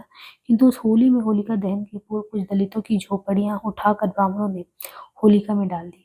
एक अंधविश्वास के कारण होलिका में डाल दी और वस्तु को वापस उठाकर नहीं लाया जा सकता था। ब्राह्मणों की इस करतूत से दलित बस्ती में हाहाकार मच गया। एक बार दलितों ने मिलकर तय किया कि वे त्योहार के बाद वाली सुबह रात का बचा कुचा खाना ब्राह्मणों के घर मांगने नहीं जाएंगे। स्मरण है कि हमारे गांव में एक सदियों अपने अपने जमींदारों के घर से बचा हुआ खाना लाते थे, जिस पर घर के बच्चे टूट पड़ते क्योंकि ऐसे भोजन स्वादिष्ट होते। सन 1962 की होली के अवसर पर ऐसी तनातनी कार दलित ब्राह्मणों के घर से खाना नहीं लाए। मेरी माँ भी हर त्योहार के बाद सुदेशर पाणे, ये हरवाई करते थे सुदेशर पाणे के, वहां से खाना लाती थी। किंतु इस होली में खाना न लाए जाने से दलित के बच्चे बहुत निराश थे। संभवतः कुछ निराशा भी थी, मुझे भी थी। इस संदर्भ में एक खास बात यह थी कि बसंत पंचमी के दिन होलिका गढ़ते ही बबनौटी और चमरौटी दोनों में होली संगीत समारोह होते थे जो बड़ी देर तक चलते। दलित बस्ती का संगीत समारोह पारंपरिक रूप से हमारे घर होता। ब्राह्मणों से तनतनी के कारण दलित बस्ती की होली काफी रोचक हो गई थी। हर तरह की होड़ मची थी कि बभनौटी और चमरौटी में किसकी होली बेहतर मनाई जाती। मेरे पिताजी का एक मनचाहा होली का गाना था जिसे वे नहाते धोते हर समय जोर जोर से गाते। कवन बन राम लिए बनवासा, कवन बन राम लिए बनवासा, सूखल ताल हिलोरन लागे, ठूठी ठूठी डरिया न निकले अल्लाह का आसा। चूंकि हमारे गांव के कहते पूरब में मुरदैया का जंगल और पश्चिम में ताल था, इसलिए पिताजी के गाते एक अजीबोगरीब दृश्य आ जाता। वसंत पंचमी के आते ही जंगल के सूखे पत्ते झड़ जाने के बाद अत्यंत कोमल अरुणिमा लिए डाली डाली पर घासें फूटने लगती। आसमान में बादलों के आते ही त्रिकोण आकृति में उड़ते हुए बगुलों का झुंड ताल की ओर मुड़ने लगते। बंसू पाड़े अक्सर इन बगुलों पर अपनी बंदूक चला देते जिससे उनकी जो पंक्तियां थी वो बिखर जाती और ये बंसू पाड़े बगुला मार कर खा जाते। दलित बस्ती की मजदूरें बंसू को बगुला मारने पर अक्सर गालियां भी देती थी क्योंकि दलित कभी बगुलों को मारकर नहीं खाते थे। पिछले अकाल की भुखमरी में भी किसी दलित ने बगुलों को कभी नहीं मारा। एक खास बात ये थी कि नए नए गांसों के निकलते ही मुरदैया के जंगल में सारे पक्षी कलरव करने लगते जिनका वर्णन युग युग के कवियों ने अपनी रचनाओं में किया है। उस होली की तनातनी में ऐसा लगता था मानो भगनोटी के पास पोखरे पर स्थित घने पेड़ों पर बसेरा बनाए पक्षी कुछ अन्य राग अलापते और दलित बस्ती के पास मुरदैया के पक्षी उनसे भिन्न कोई दूसरा राग। ऐसे माहौल में होली आई। एक परंपरा के अनुसार गांव में जब भी होली चलती थी तेज दौड़ने वाले युवक होली की आग से बीड़ जलाकर दौड़ते हुए गांव की सीमा के बाहर किसी अन्य गांव की सीमा में फेंक देते थे। बीड़ जलाकर दौड़ने वालों में दलित भी शामिल होते। बीड़ रीढ़ के पेड़ से बनाई जाती थी और रीढ़ काटकर उसकी पुंगी पर कपड़ा बांधकर मिट्टी के तेल में डुबो दिया जाता जिसे बीड़ कहते हैं। हमारी बस्ती के दलित युवक भी बीड़ जलाने जब पहुंचे तो ऐसा लगता था कि ब्राह्मणों से मारपीट शुरू हो जाएगी। इसकी आशंका पहले ही से ही थी, इसलिए दलित महिलाएं गाय बैलों की तलवारनुमा पसलियां लेकर तैयार थी। संयोगवश होलिका दहन के समय किसी ब्राह्मण ने कोई विरोध नहीं किया। ब्राह्मणों के साथ दलितों ने भी बीड़ जलाया और भद्दे भद्दे होली के कबीर गाते हुए गांव की सीमा के पार परसुपुर की सीमा में पहुंच गए। हैरत की बात यह थी कि परसुपुर वाले हमारे गांव की तनातनी के चलते स्वयं लाठियां लेकर सीमा पर पहले से थे। उन्होंने अपनी सीमा में बीड़ फेंकने का विरोध शुरू कर दिया। दूसरे की सीमा में बीड़ फेंकना अपशगुन समझा जाता था। बड़ी मुश्किल से दोनों गांव के बीच लड़ाई होती थी। बची उस होली में रात भर हमारे घर गादी चलती रही। दोनों चाचाओं की बड़ी संख्या में शिव नारायण पंथी चेले इकट्ठे थे। रात भर गाना बजाना। इस दौरान जद्दी चाचा की बहुत याद आती थी, विशेष रूप से गायन के बीच उनका जोर से डांटना। इन निरंतर गतिविधियों के बीच पिताजी कवन वन राम लिए बनवासा बार बार दोहराते जिसके बाद मठिया गांव से आए ढुक्कू ढोल किसी की ढोल की आवाज दमक उठती। दूसरे दिन दोपहर तक रंगबाजी होती रही। उसके बाद एक बड़े हीदे में भांग तैयार की गई और इस तरह इस बीच बरहलगंज वाला बंकिया डोम अपना सिंगा बजाता हुआ फिर आदमका। वो बार बार कहता कि चौधरी साहब नहीं है तो क्या हुआ। सिंगा की चिंगार तेज होती रही। उस तनातनी वाली होली में बंकिया डोम ने जान डाल दी थी। इतना ही नहीं, उसने बगनौटी का सारा नजारा अपने सिंगे की फूंक से उड़ा डाला। इसी दौरान कहते हैं गांव के जोगी बाबा एक बार फिर अपना चिमटा लेकर आ गए और घर के पास वाले नीम के पेड़ के पीछे बम बम बोलते हुए खड़े हो गए। मुन्ना चाचा के मुंह से निकल गया भांग पीला भगा। इसके बाद उन्होंने शुरू कर दिया, जैसन का हाथ बाड़ा भांगा वैसन बभना खिंचले टांग, बड़ा ससतिया सहबारा। जोगी बाबा के इस जुमले के साथ तनातनी वाली होली गुजर गई। इसके कुछ दिन बाद 8वीं का इम्तहान हुआ और मैं कक्षा में प्रथम आया। सन 62 वाले गर्मी के दिन थे। उस समय 8वें दर्जे में कृषि विज्ञान की पढ़ाई जरूरी थी। साथ में हर छात्र को स्कूल के पास मैदान में क्यारी बनाकर साग सब्जी फूल आदि तरह तरह की फसलें उगानी थी। गांवों की छुट्टियां आने पर स्कूल के प्रधानाध्यापक श्री धर्मदेव मिश्र ने इन फसलों की देखरेख के लिए मेरी ड्यूटी पक्की कर दी। साथ में 4 अन्य लड़के होते। बारी बारी से इन लड़कों की ड्यूटी बदलती रहती थी। हम लोग रात में भी स्कूल पर जाते और वहीं सो जाते। इस तरह स्कूली कृषि की कक्षा जैसे थी चलती रही। इस कार्य में हमें बुरा नहीं लगता था। एक दिन इस तरह की रखवाली करते हुए हम लोग होरहा भूनने के लिए किसी के खेत से चना उखाड़ लाए। रात का समय था। स्कूल की एक झोपड़ी थी जिसमें गन्ने की पत्ती जलाकर होरहा भूना जा रहा था। अचानक एक लूटी चिटक कर ऊपर झोपड़ी से चिपक गई। थोड़ी देर बाद झोपड़ी में आग लग गई। एकाएक हमारी हालत खराब हो गई। संयोगवश सब्जी और फूलों की क्यारियों के पास एक गड्ढा था जिसमें पानी भरा हुआ था। हम जल्दी जल्दी वहां से घड़े में पानी भर भर कर लाकर आग बुझाने में सफल रहे। हम बुरी तरह डरे हुए थे कि प्रधानाध्यापक साहब क्या कहेंगे। मैंने डरते डरते उनसे सारी बात कह दी हुरा की बात सुनकर वे हंस पड़े। बाद में वे इस रात का किस्सा स्वयं औरों को सुनाते फिरते रहे। हम लोगों ने गन्ने की नई पत्तियां तथा रहटा लाकर बकील की रस्सी से बांधकर झोपड़ी के जले हुए हिस्से को ठीक कर दिया। बकील जो होता था, ये पलाश की जड़ को कहते हैं, जिसे लोहे की निहाई पर रखकर हथौड़े से कूचकर पिघला देते हैं। इसके बाद उसका आकार पटुआ जैसा हो जाता था, जिससे रस्सी बनती थी। कहते कि गांव में अनेक शादियां होने वाली थी और हमारी दो चचेरी बहनों की भी बारात आने वाली थी। उन दिनों हमारे गांव के ब्राह्मणों की शादी में एक शास्त्रार्थ की परंपरा थी। शादी के दूसरे दिन बारातियों द्वारा मजलिस सजती। ये कार्य अक्सर दोपहर बाद संपन्न होता। मजलिस के दौरान घराती बराती आपस में तरह तरह के सवाल जवाब करते। इन सवालों में धार्मिक सवाल ज्यादा होते। चूंकि 8वां दर्जा पास होते थे, मैं गांव में काफी चर्चित हो चुका था, इसलिए दलित बस्ती के लोग कहने लगे अब गांव में बारात आने पर ब्राह्मणों की ही तरह दलितों का भी शास्त्रार्थ होना चाहिए। दलित बस्ती में एक नई परंपरा स्थापित होने वाली थी, जिसका प्रमुख कारण था उस वर्ष होने वाली तनावपूर्ण होली। हमारी बस्ती के लोग ये दिखाना चाहते थे कि वे ब्राह्मणों से किसी मायने में कम नहीं है, और इस तरीके से कहते हैं कमरवा कमथरी नामक गांव से हमारे घर बारात आई थी। मेरे गुस्सैल नगर चाचा की बेटी किस्मतिया की शादी थी। उन दिनों दलितों के विवाह समारोह के अवसर पर बाना बनेठी, गदा, मुक्तरबाजी, फिरी, कलैया, कुश्ती आदि जैसी देसी कलाओं का काफी प्रचलन था। विवाह के दूसरे दिन दोपहर को सारी कलाओं का खूब प्रदर्शन हुआ, जिसमें घराती बराती सब सम्मिलित थे। और इस तरह इन्हें देखने के लिए आसपास के अनेक गांव के सैकड़ों लोग आए। इसके बाद महफिल सजाई गई, जिसे मजलिस कहते थे।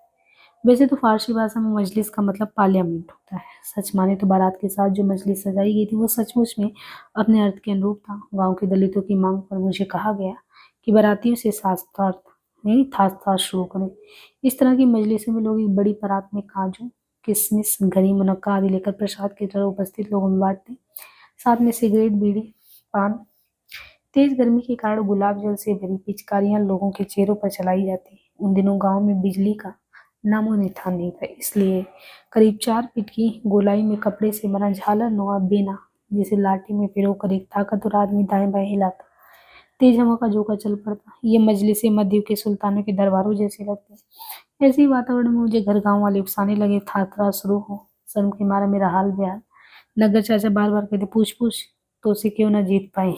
ब्राह्मणों की बारात में पूछे जाने वाले धार्मिक प्रश्नों का मुझे अनुभव था, अतः कांपते कांपते मैंने हिम्मत जुटाई। क्योंकि मैं वर्षों से शाम के समय बस्ती वालों की उपस्थिति में रामचरितमानस का पाठ करता था, इसलिए इस ग्रंथ का पूरा वृत्तांत मेरी जबान पर था। तो सजी हुई मजलिस में हकलाते हुए खड़ा होकर मैंने बारातियों से पूछा कि रामचरितमानस की पहली चौपाई क्या है।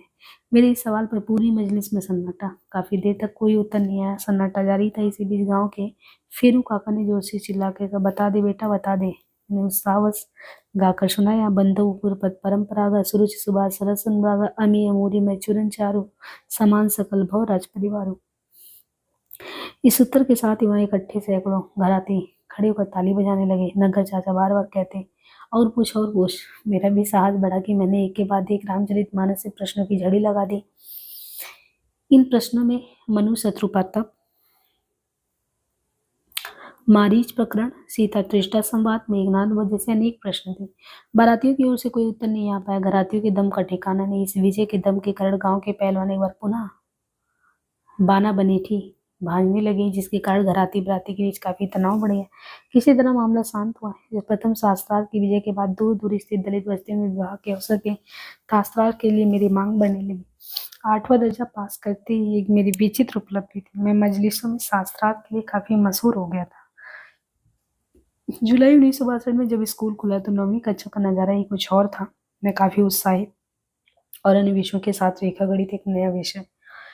मेरी रुचि इस विषय में इतनी बढ़ गई थी कि शीघ्र ही मैं किसी भी प्रमेय को हल कर लेता था। इन प्रमेय में सबसे प्रमुख था पाइथागोरस का प्रमेय, जिसे पूरे स्कूल में सिर्फ मैं हल कर पाता था। और कहते कि लेजर के दौरान पहले की तरह मैं मैदान में बैठ जाता और अनेक लड़के मुझे घेर कर बैठ जाते और मैं जमीन पर खपड़े से लिखकर उन्हें प्रमेय हल करना सिखाना। 9वीं कक्षा में मुझे रेखा गणित सर्वाधिक प्रिय लगती। ये था इम्पोर्टेंट क्वेश्चन हो सकता है। इसी बीच न जाने क्यों मेरी कक्षा के कुछ छात्र मुझसे चिढ़ने लगे, जिनमें एक था हीरालाल। 9वीं कक्षा की बात है। वे लोहार जाति के थे, किंतु अकारण में मुझे चमरा चमरा कहकर बुलाते, बात बात पर गाली देते। हीरालाल की एक विशेषता ये भी थी कि वो फुटबॉल के बहुत अच्छे खिलाड़ी थे। उनकी इस कला की सभी लोग सराहना करते। मैं भी उनका प्रशंसक था, किंतु वो मुझे जन्मजात दुश्मन समझने लगे। वे हमेशा कुछ क्षत्रिय छात्रों के साथ रहते और जाति सूचक गालियों का इस्तेमाल करते। इन लोगों के चलते कक्षा में मेरे लिए बैठना मुश्किल हो गया। इस दौरान 20 अक्टूबर 1962 को भारत चीन युद्ध शुरू हो गया।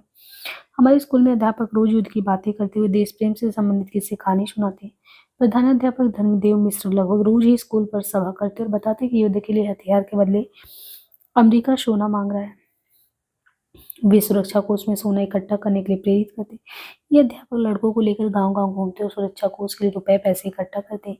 कई जगहों पर औरतें सोने के छोटे-मोटे गहने भी दिया करती। इकट्ठा की गई धनराशि तथा अन्य सामग्री विकास केंद्र जहानागंज में सौंपी जाती और इन कार्यों में हिस्सा लेते। उस समय चीन के बारे में अनेक किस्से कहानी स्कूल तथा गांव में फैली थी। नगर चाचा का बेटा कुद्दन न जाने कहाँ से सुनकर आया था। वो कहता था कि चीन में जब लोग 60 साल के बूढ़े हो जाते हैं तो उन्हें सरकार अच्छा खाना खिलाती है। तो इन्होंने कहा, ये नगर चाचा का बेटा कुद्दन ने ऐसा सुना था और दावत देती है। फिर जो है दावत में आए 1000 बूढ़ों को गोली मार देती। ऐसी ऐसी कहानियों को सुनकर मैं चीन से बहुत घृणा करने लगा। अब जो धर्मदेव मिश्र बताते कि चीनी लोग जो थे वो छिपकली गिरगिट ये सब खाते हैं, ऐसा सुनकर चीन से घृणा और बढ़ जाती। इस तरह हमारे गांव में चीन विरोधी लहर सी व्याप्त हुई। लोग छिन छुन छिन बोलते, चीनियों की नकल करके खूब हंसते। मेरे मन में अमेरिका के प्रति भी घृणा का भाव उमड़ता रहा और क्योंकि हथियार के लिए उसे सोना चाहिए था, ये बात मेरी गले नहीं उतरती। उसी समय तत्कालीन मुख्यमंत्री चंद भानुगुप्त आए हुए थे। हम अपने सारे अध्यापकों के साथ उस सभा में गए। चंद भानुगुप्त मंच पर विराजमान, हजारों की भीड़। इस बीच मंच पर वही पुराना विरहा उस्ताद जयश्री यादव अपनी मंडली लेकर आए और खड़े होकर लोहे की करताल बजाते हुए गाने लगे। दौरा दौरा भारत के किसनवा सिमनवा पे चोर अइला चिन्हवा, सुरक्षा कोष में दान देवे साथे के टिकौआ माथे के टिकौआ। इसी धुन पर वे अपने विरह के माध्यम से एक विवाहिता युवती के सारे आभूषण सुरक्षा कोष में समर्पित करा देते।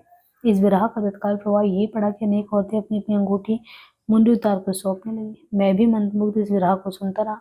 बड़ा रोमांच था। उस समय ऐसा लगता था कि यदि कोई चीनी मिल जाए तो उसकी बोटी बोटी पड़े। इस युद्ध के दौरान जयश्री यादव हमारे पूरे क्षेत्र में बहुत मशहूर हो गए थे। वे जगह जगह आयोजित सभा में इस विरह को गाकर देश भावना जगाते। युद्ध की चर्चाओं से हमारी पढ़ाई भी प्रभावित होती। युद्ध बंद होते ही कड़ाके का जाड़ा पड़ने लगा। भंडारी चाचा जब कोलकाता से रिटायर्ड होकर आए थे तो मेरे लिए वो कहीं से एक पजामा लेते आए थे, किंतु मैं शर्म के मारे उसे नहीं पहनता। अब लेखक कह रहे हैं वो मैं क्यों नहीं पहनता था। 9वीं कक्षा में बहुत सारे लड़के पजामा पहनकर आते थे। एक दिन मैंने जैसे तैसे हिम्मत जुटाई और पजामा पहनकर स्कूल चला गया। शर्म के मारा पजामा को ऊपर खांस लिया था ताकि वो धोती की तरह लगे। पहले दिन एक बार कक्षा में बैठा तो दिन भर बैठा ही रहा। शर्म के मारा उठा नहीं। बड़ी तेज पेशाब लगी थी किंतु अपनी दर से हटा नहीं। शाम को छुट्टी होने पर सबसे बाद में कक्षा से निकलकर पहले पास वाले अरहर के खेत में गया। वापस आने पर बड़ी राहत मिली। पजामा पहने देखकर गाँव के ब्राह्मण कहते हैं, बाप के पाद ना आवे पूत शंख बजावे। जाहिर है मेरे बाप खेत में मजदूरी करते थे इसलिए उक्त व्यंग मुझे बहुत खलता था, किंतु कुछ जवाब तो नहीं दे पाता। ब्राह्मण ये भी कहते हैं, अरे ये तो अड़कुटवा है जैसन लगत हो। हमारे गांव के पास वाले गांव भुजही के रहने वाले 2 मुस्लिम भाई थे जो बड़ी सरसी नुमा एक मशीन लेकर गांव गांव घूमकर बैलों के अंडकोश को कुचल कर बधिया करते थे। बैलों को बधिया करने का तरीका बड़ा निर्दयी होता था। बैलों को पटक कर 8-10 आदमी बांस की कानियों से उसे सुअर की तरह दबाते और इस तरह अड़कुटों से बधिया करते। वे भी मेरी तरह पजामा ऊपर खास उटंग करके आते जाते। ये यूं कहे कि मैं उनकी तरह पजामा खोस कर चलता। यही कारण था कि गांव के ब्राह्मण मुझे अड़कुटवा कहते हैं। धीरे धीरे स्कूल में भी अनेक छात्र मुझे अड़कुटवा कहने लगे। उधर मेरी दलित बस्ती के लोग ने भी जो है मेरे पजामे के लगभग आधा दर्जन पर्यायवाची शब्द बना डाले। उल्लेख करना संभवतः भाषा की अवमानना होगी। इस बीच एक दिन मैंने स्कूल के बरामदे में खड़ी एक साइकिल के हैंडल को छू दिया। ये साइकिल भुजई गांव के रणबीर सिंह की थी। पूरे स्कूल में वही एक ऐसा व्यक्ति है जो साइकिल से आता जाता। मैंने जो ही साइकिल को छुआ अचानक पीछे से मेरे सिर पर जोर का तमाचा लगा और मैं गिर गया। उठने से पहले मुझे सुनना पड़ा, चढ़जामा पहन के तोहार दिमागवा खराब हुई केवल हो सरो। ऐसा सुनाने वाला कोई और नहीं बल्कि स्वयं रणबीर सिंह थे जो मेरे पीछे पीछे आ रहे थे, जिन्हें मैं देख नहीं पाया था। ये घटना मेरे पजामे की पराकाष्ठा थी। अथवा इसने मुझे पिटवा ही दिया। ये पजामा मेरे लिए एक मुसीबत बन गया था। मैं कितना भी ऊपर खोज कर उसे धोती में पहनाता, उटंग होकर सही मायने मुझे अड़कुटवा की श्रेणी में ला देता था। आखिर साला था तो पजामा ही ना। तो यहाँ पे जो है इसका 5वां शीर्षक है जो खत्म हुआ अभी। इसमें जो है नेक्स्ट जो शीर्षक है वो है चले बुद्ध की राह। तो उसे हम नेक्स्ट पार्ट में देखेंगे। आज के लिए इतना ही, धन्यवाद।